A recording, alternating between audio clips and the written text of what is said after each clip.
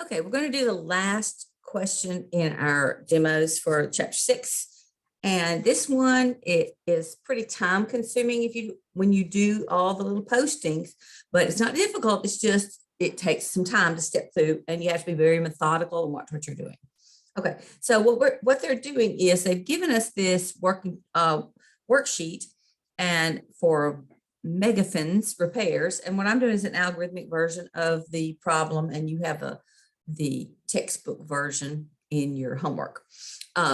But so what we're doing is we're looking at the worksheet that they prepared. Remember, it shows the trial balance columns with the debit and credit, and then it shows the adjustments columns with the debit and credit. Then it shows the adjusted trial balance with the debit and credit. Then it shows the income statement, which is just pulled from the adjusted trial balance. So once they have this adjusted trial balance, debits and credits, then they know for sure what's going to go in the income statement and the balance sheet because it's just transferred over. So from the adjusted trial balance, you take all these asset accounts, starting with cash, then accounts receivable, supplies, prepaids, and delivery, and those are all going into the balance sheet columns. They don't change from the debit to the credit. If they're debits in the adjusted trial balance, they're going to be debits on the balance sheet columns. And same thing with the credits. When you get down to accumulated depreciation and then accounts payable and wages payable, those are balance sheet accounts that are credits, and they're going to show up in the credit side of the balance sheet columns. So that's the same thing that we've already been looking at. This chapter's covered up with this worksheet, and the previous chapter too, actually. I think, yeah, pretty sure. But anyway, so the balance sheet is all of the assets, liabilities, and the capital account, plus the drawing. All the capital accounts that are permanent accounts plus drawing shows up in the balance sheet columns. Now, the reason that drawing shows up over there, I'm sorry, I'm wrong. All the permanent accounts are showing up there plus the drawing account. And the reason there's that drawing account, $1,200, the reason the drawing account shows up in the balance sheet columns is because it really doesn't belong on income statement or balance sheet, but it's going to merge in with the capital account. So that's why they put it on there, on the balance sheet part. When you close out at the end of the period, it's going to disappear. It's going to get dumped into capital, just like all the income statement accounts do. Okay, so then the income statement accounts pulling from this adjusted trial balance are all these. The revenue account for 5,000 is moving over there. It's a credit account moving to the income statement, and then all these debit accounts for expenses moving to the debit columns of the income statement columns. So that's what they've given us. They're showing us what's happened. If you look at the bottom of the statement, you'll see that you can see the net income just by the difference between the debits and credits on the income statement.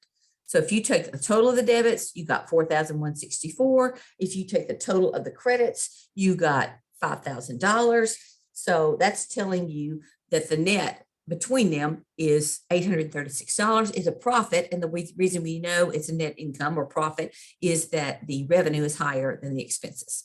And the same thing on the balance sheet. Those are ultimately, that net income is ultimately going to be dumped into the capital account. So it's going to increase capital in the long run because it was a net income. So it goes on the credit side of the to make the thing balance on the worksheet. Okay, so that's basically just an overview of the worksheet. So what are they asking us to do?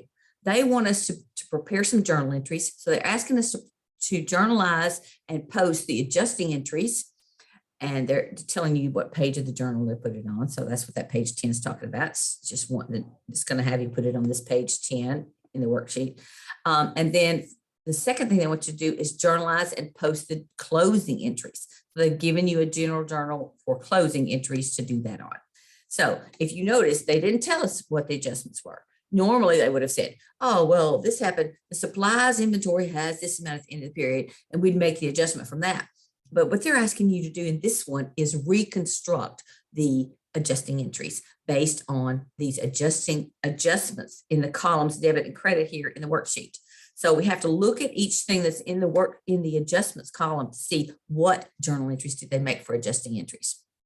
So we're just reconstructing them. So we're going to start with the supplies account. And so when you're doing your problem, go in the same order that I'm doing on this one. When you do exercise our problem 6-8, the journal entries will be presented in the same order. If you put them in some other order, they might not give you full credit. I don't know, but just to be safe, I would put them in the same order. So So the first one is supplies. So we're going to look at it. We see what's happened on the adjustment is there's a credit to supplies, and then supplies has a partner account. It's always going to be supplies expense. So we go down and find the partner account, supplies expense, $290. Great. So it looks like an adjustment was made for $290 to shift the $290 worth of cost from the asset supplies over to the expense supplies. So that's what we're going to do. We're going to make the journal entry. We're going to debit supplies expense, and we're going to credit supplies. So what I did is, since supplies has the asset account has a debit balance, if I want to decrease it and shift it over to supplies expense, I have to credit the supplies account and debit supplies expense. So this way, this entry is increasing supplies expense and decreasing supplies. Okay, so the post reference they're looking for is the account number. And if you look down in the problem, it's going to give you account numbers on those general ledger accounts. So I was going to enter them, and then you can go back and verify that this is the correct numbers based on those general ledger accounts. See how they have an account number right here? Like the cash account was account 101, the accounts receivable is 122. We'll just find supplies. Supplies account is 141. That's what they're doing right here. So that's why they used 141 right here, because they're going to later go back and post it to those general ledger accounts based on these post references. Okay. Okay. Now, the second thing, we look at the journal and say, what's next? The next thing they adjusted was insurance. So they're going down the line here on the adjustments column. Prepaid insurance was adjusted for a credit of $230. Prepaid insurance has a partner account that's insurance expense. If it's not prepaid anymore, it means it's been shifted over to prepaid, from prepaid to insurance expense. So we're going to make that journal entry for $230. So we get the amounts in there because we know those are going to be correct, except for I guess it wants some zeros, probably. It might not have to have the zeros, but I'm just going to put them in case. So we're going to be debiting insurance expense, crediting the prepaid account. If I can get it to scroll, there we go. And the two journal entries, the account numbers they use, 535 is for insurance expense and 145 is for prepaid. Okay. So the next entry, we look at the worksheet again, and we say, okay, the one they did next, they could have done the depreciation next because it was a logical thing to do next because it's next in the list, but they didn't. They did the wage adjustment instead. So they changed wage payable by crediting it in by $390. The partner account for wage payable is always going to be wage expense because this is wages that are due, but they haven't been paid yet. So we're going to scroll down. We're going to debit wage expense. And on these, you do the part of the entry you know best or that comes to you easiest. If you know that you debited expense and credited wage payable, then you just put the account names in if you want. Or if you just want to put the amount and then go back and verify the adjustment. I'm sorry, make sure. Yeah, with $390. I'm going to leave the cents off and see if it wants us to do it or not. So one of them is probably, when I go check my work, one of them is probably going to say, eek. So let me go ahead and do it now while I'm thinking about it. So I can tell you whether or not you have to have the zeros or not. Okay, you see how I gave you credit for both? It considers $390 correct and and for the other entries, the ones that have period 00 to show the cents, those are getting counted as correct also. So that's good to know. You can do it either way you prefer. If it doesn't have cents on the number, then it's okay, just put the whole number. But if it has cents, you should, when you calculate it, go ahead and enter those. All right, so the two account numbers, 511 and 219.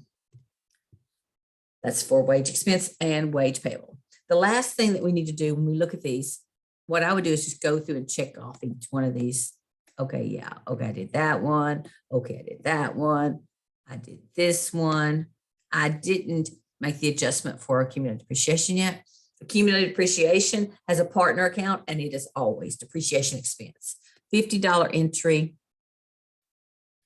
that went to a debit to depreciation expense because it's always debited, and a credit to accumulated because it's always credited.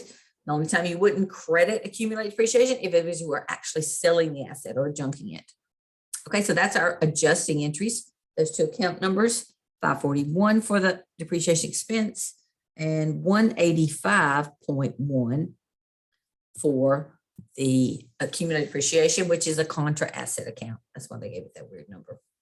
Okay, so we're good. So we have the adjustments, and the way I did those, you go in the same order, you do the same for entries, just gonna have different amounts. But basically, the way I knew how to do it is I look at the adjustments column of the worksheet, and I have to make an entry to match each of those adjustments that are in this adjustments column. So now that's the justification for why the balances for supplies and prepaid and accumulated and wage payable are different in the adjusted trial balance than they are in the trial balance. So see, all those entries we just recorded had been posted to this worksheet, and that's why, like supplies, it's not showing as $500 anymore, and the adjusted trial balance is showing as $210. And so these are our numbers we'll use to make financial statements, and that's why once we get an adjusted trial balance, we can totally ignore these columns that say trial balance and adjustments, because those are already taken care of and handled by the time you get to your adjusted trial balance. Then you just use adjusted trial balance to pull over your totals to the income statement and balance sheet columns. And once the totals are over in these columns, you can ignore your adjusted trial balance as well. Okay, so now the next piece they want us to do, we did this required number 1, which was the adjusting entries. Now they want us to do the closing entries. And so for closing, we know there's 4 steps. We're going to close the revenue, we're going to close the expenses, we're going to close income summary, and then we're going to close drawing. So first thing we got to see in our income statement column, the parts you close is on the income statement, and then you close both the income statement items to income summary, and then you close your income summary to capital. Then finally you close drawing to capital. All right, so we got only one revenue account, it's $5,000. And so we're gonna, in each case, we just have one entry for revenue, but in each case, whatever the balance is in the income statement column, when we get ready to close it, we are going to reverse that balance, because we are trying to dump the balance in each of these accounts into capital eventually. But in the meantime, we're going to dump them into income summary. So because it's closing, we're trying to wipe out the balances and reset them for a new period. So we're taking this repair fees account, which has a $5,000 credit balance, and we're going to debit it when we close it. Repair fees. And we're going to close it into our super temporary account income summary. And so the account numbers for those, repair fees is 401.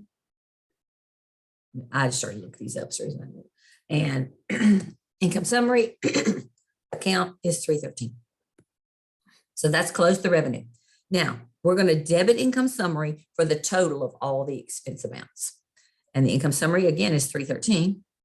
We're going to wait to pull the number for it. Just leave a line that says income summary with no amount yet, because we have to first pick all these expenses out and add them in.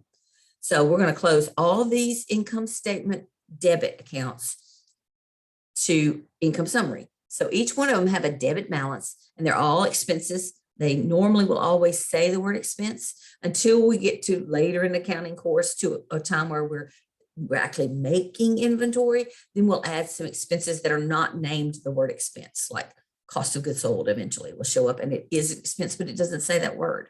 But these are all going to say the word expense when they are. So they all go on the income statement. And then when you close it out for the end of the period, they're all debit balances. So you have to credit each of their balances to clear them out, zero them out, reset them for the new period. So what we've got here, we're going to pull down wages, advertising, and rent. We're going to do them in the same order that they have them. Wages, advertising, rent. Now, you know that you could do one at a time, but I'm just doing my little way, which is a little bit of shortcut.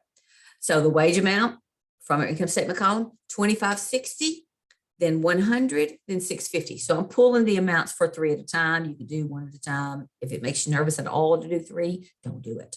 And of course, you're going to check my work to make sure you're right in the long run. Just don't do it every time, because there's probably a limit on that check my work. I can't remember how I said it. Okay, 2560, 100, and 650 for these 3. 2560, 100, and 650. Yeah. I'm putting them in the wrong place. You see that? Yeah. Okay. Those are the account name places. So instead, I'm supposed to be putting them over here. I just was in the wrong spot. 2560, 100, and 650. These want the account numbers. I'm going to go ahead and give you the account numbers. You can look in the general ledger if you're in yours and you do the work. But just for our purposes, 511. Advertising expense is 512. And rent expense is 521. Okay. So we're crediting each of those accounts because we're clearing them out. So let's do, after rent expense, we're going to pull the next one. Supplies expense, and it is 290. Let's do one at a time this time, just to show you can do it either way. Supplies expense, the account number is 523.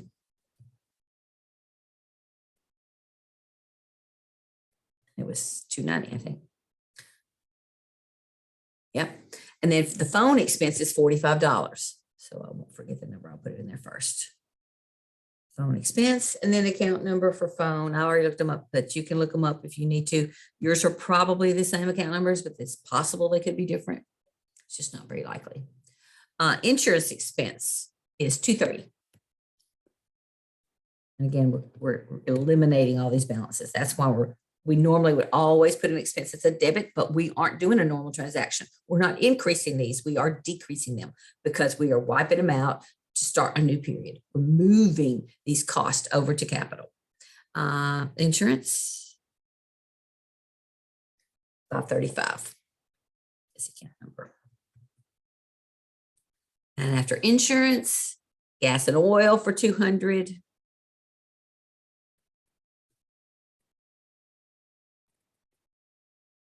And 538 is that account number. And then after gas and oil is depreciation expense of $50.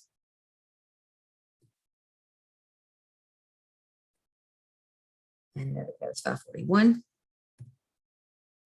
And then finally, one more, miscellaneous expense is $39. And that account number is 549.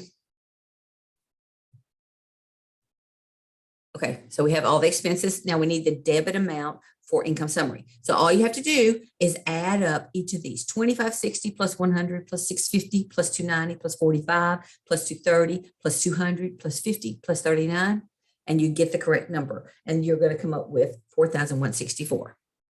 So that's a good way. Or you could look at your worksheet, because the total right here of your debits on your income statement column is the amount of the total you're going to close out for expenses. See that 4,164 of mine? Yours will be a different number, but that's where you're going to come up with the amount that's going to be debited to income summary on your expense closing entry, 4,164. See, there it is right there. Agree. Okay, so now we've made 2 entries to income summary. The third entry to close is to close out income summary. But first we have to know what is the balance. So think of it as a T account. You think of it as you have income summary. You just credited income summary by $5,000 right here, right? Then you also debited income summary for 4,164. So you have an income summary T account, and it has a credit of 5,000. It has a debit of 4,164 for a net credit balance of, what is it, 836, right? Yeah, 836. So it's got a credit balance of 836. When we close income summary, we want to take away the ending balance. In other words, we're going to empty out income summary because it's just temporary, just like the other temporary accounts. And we're just going to close it into capital. We're not closing capital. We're only closing income summary into it. So let's pick the capital account. The 2 account numbers we're looking for, income summary is still 313. The capital account is 311. So now we've got all the income statement accounts closed. We closed the revenue, we closed we put it in income summary. Then we closed the expenses, we put them into income summary. Then we tallied up what's the ending balance of our income summary, and whatever its balance was, could have been a debit, but it wasn't, it was a credit. So since it was a credit, when we started closing income summary, we had to debit whatever its balance was. And that was that $836 right here. So we debited income summary for $836 and we credited the capital account for that same amount. So now we're all clear. We've closed all these income statement accounts. Now what we have to do is close drawing. And we look back at our worksheet and we see that drawing was $1,200. Drawing is a debit balance account. So when we get ready to close it, we have to credit drawing for the $1,200. We're going to close it out to capital. So we just close it by, we'll close drawing by crediting drawing by $1,200 to make the balance zero, and we'll debit capital for that same amount. And the capital account number again is 311. The drawing account is 312. So that's what they want for the closing entries. So then what they want you to do is take these entries that you just had here, that you just made, and post them to each of the individual accounts. So when you post, I'll just do a couple of them because this is just a methodical process. It's not something I should spend a lot of time on this video showing you, because you know how to post. And if you don't, I'm just going to demonstrate some of them anyway. But we know that you just treat them as if they're T accounts on these columnar ledgers and just tally it up each time. Let's take this one. We'll take the first entry. Supplies expense gets a debit of $290. It's account number 523. So I can just go in order and 523. Okay, and so that's the supplies expense account. So I'm gonna go back to my journal entry, and I'm gonna say, oh yeah, what I did was I debited the account for $290, and that means it had an ending balance of $290. Right? It was an adjusting entry. But what they want on the post reference is they want to know which journal page it was on, and so they're just asked. I don't even think they're counting against you if you don't put that in the post reference in there. But it just so you know, it's this page number of the journal. Remember how they told us to put it on page 10? Journal 10, right there. Okay, and so the credit was to supplies, and supplies account is 141. So I'm looking until I find 141. There it is, the supplies account. Supplies, they already put your beginning balances in there. The trial balance, the original trial balance before adjustments. And so what we're doing is make an adjustment to it. Adjusting entry, again, it's on page 10 of the journal. And we look back at our entry and we say, oh yeah, we credited the account by $290. And that left us with an ending balance of, what is that, $210, right?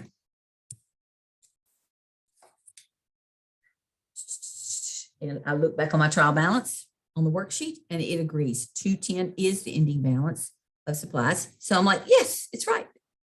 So I could do all four of these. I want to actually do, I'll do the next one. Interest, blah, blah, blah, get it right. Insurance expense and prepaid insurance. So insurance expense is taken in our adjustment, took a debit of $835 for $230.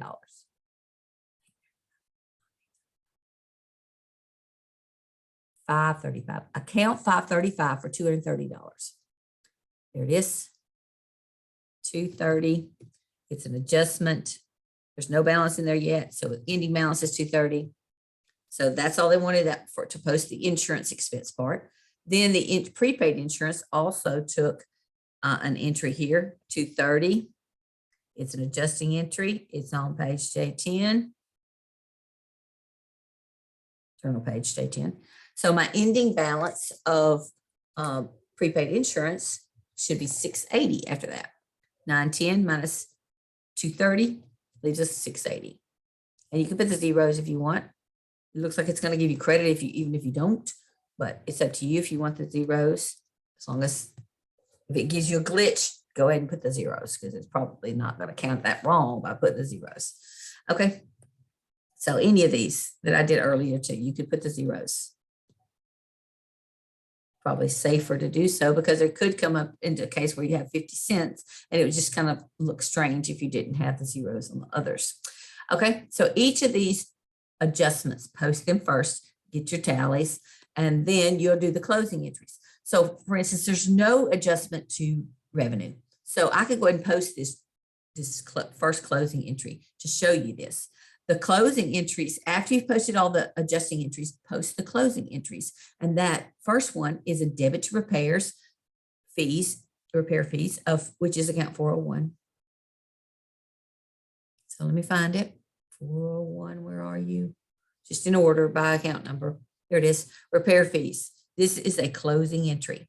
It's going to be on the J11 page, and it has a debit of $5,000.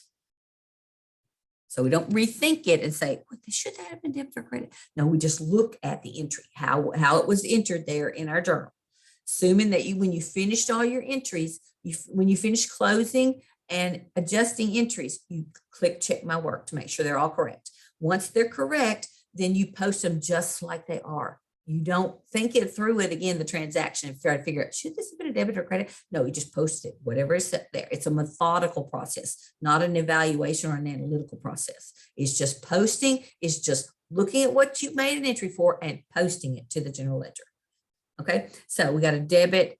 We had a $5,000 credit. Once we finish, we have a zero balance, and that's on purpose because we were trying to get a zero balance, weren't we? Because we're trying to clear it out for a new period to start. So that's the revenue account. And the other piece of the journal entry, what it was the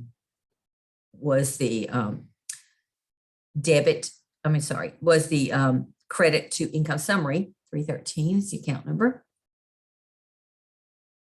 Go a little slower, it would help. And so this one is the closing entry. It is on page J11, and it was a credit of $5,000, leaving the income summary account with an ending balance of $5,000 after that first closing entry. I'm going to go ahead and post the expense account, just the income summary piece, just to kind of give you an idea. This income summary entry, the closing of the expense entry, was a debit of 313 account 313 of $4,164.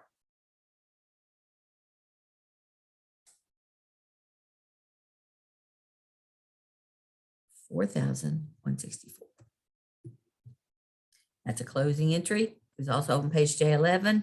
So the T account or the columnar ledger, which is what we're looking at here, has a credit of $5,000 and a debit of $41.84. So that leaves you with a credit balance of $836 after the second entry. And then we know we've already done this, so we know that the third entry was closing out income summary. And the way we knew what to do is it had a credit balance and we needed to bring it to zero. So our closing entry number 3, sync with each other, had to be a debit entry to income summary in order to clear it out. So that's how we knew this needs to be a debit right here. And that's the third closing entry, also going to be on J11. So that's just this entry right here that we just did. Entry number 3, right here.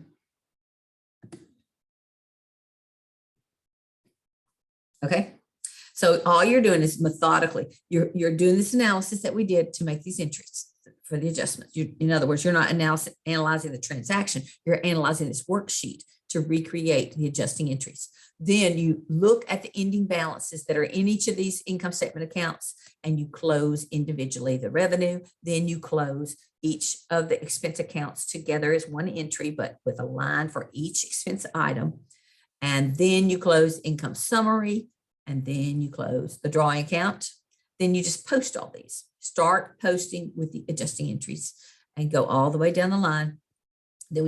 Then post all the closing entries. And once you're done, what's going to happen is you're going to wind up with zero balances in everything except the permanent accounts. So then once you're done, you're going to enter the ending balances from the balance sheet accounts that are in the worksheet in the post-closing trial balance. All these accounts from cash all the way down to capital, these ending balances are going to wind up being in the post-closing trial balance. The only one that will have a different amount from what the worksheet says is the capital account. And that's because you're going to have reduced the capital account. So you'll pull the capital accounts balance from its columnar ledger, which is the equivalent of its T account. And all the other balances just pulled straight from the worksheet. So cash, accounts receivable, supplies, all these go to the post-closing trial balance. All these go in there at the same amount that the worksheet had. I printed the worksheet, those lines.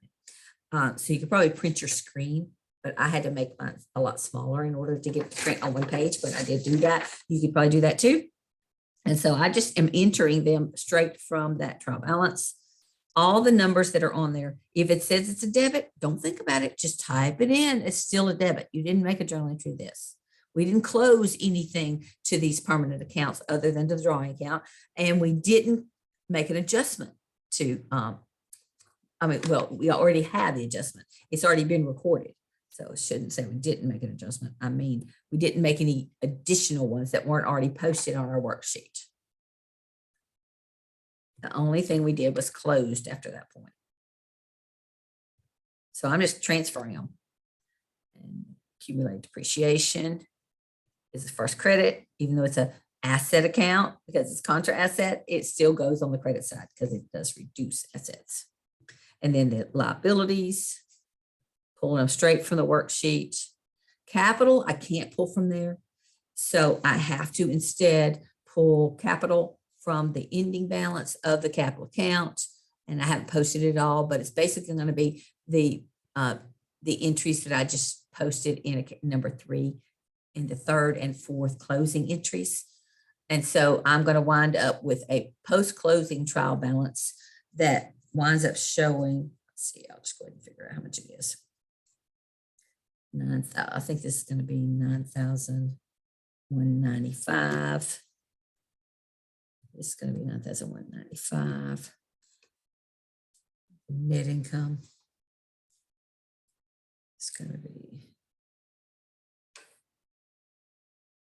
836 was added to it. So they're both going to be 9,000. Let's see what my capital is going to be though. Capital right now is 7939. And so I'm going to reduce it by 1,200. Just going to make it, let me get a calculator here. I got calculators at lots of places, so I had to find one.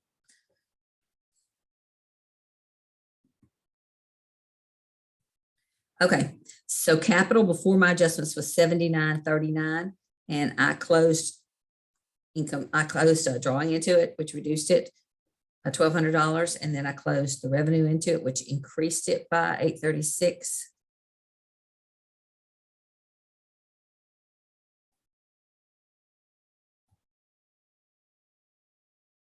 Which, so I think it's 75, just in case I have to check my work because I don't know for sure if I added correctly, but let's try. Yes.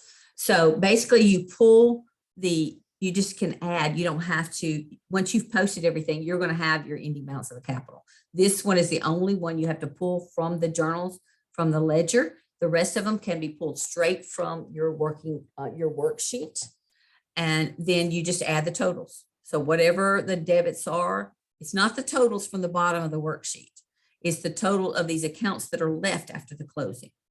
So that's why if you add all these first 5 together, 3695 plus 1460 plus 210 plus 680 plus 3150, you'll come to the 9195.